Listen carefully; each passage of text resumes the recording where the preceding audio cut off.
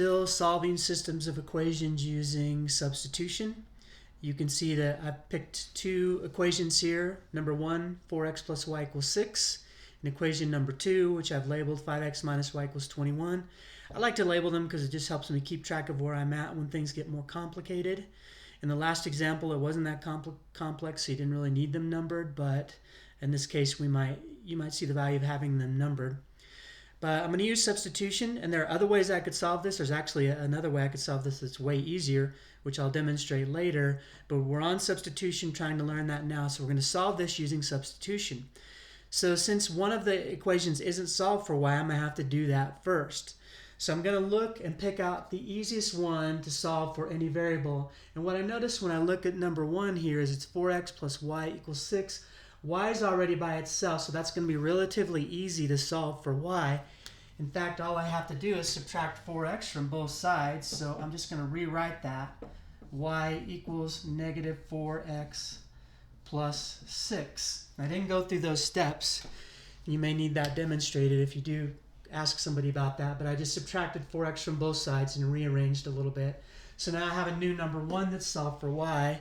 Now I'm right back to where I was in the last example, where I have y equals negative 4x plus 6. So then I'm going to go to equation number 2, and everywhere I see y, I'm going to substitute this expression in because I've redefined y now.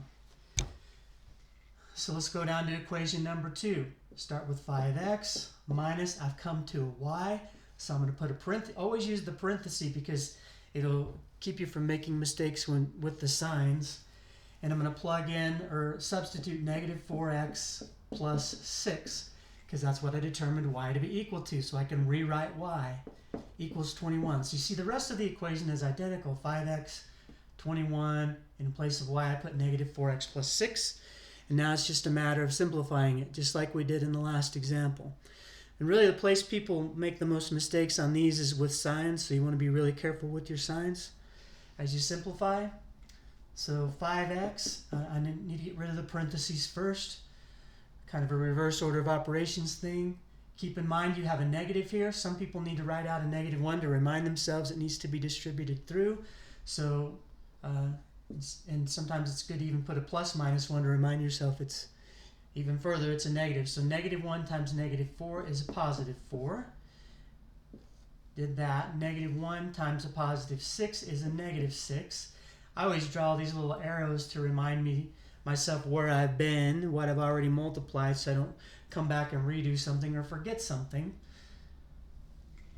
So I've multiplied everything all the way through, equals 21. Oop, almost forgot my x there. Negative 1 times negative 4 is positive 4x.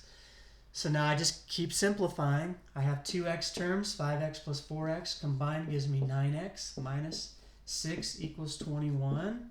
I carefully go step by step when I do these so I don't make a mistake. A lot of people will try to skip steps because this seems simple to them. I don't recommend that, especially if you're doing something like taking an SAT exam, because that's where people make mistakes. So be careful and methodical. Continue to simplify, add 6 to both sides. 9x, that comes out to 0, equals 27. Now I divide both sides by 9, and we end up with x equals 3. So all that work, we have our x value is x equals 3. So I can start to name my solution. Remember, the solution to a system of equations is always one point, one ordered pair where the two lines come together and intersect within the xy plane.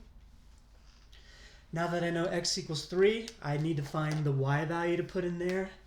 Just like in the last example, I'm going to come back up to this equation because it's already mostly simplified, and all I have to do is plug in my 3 for the x. So y equals negative 4.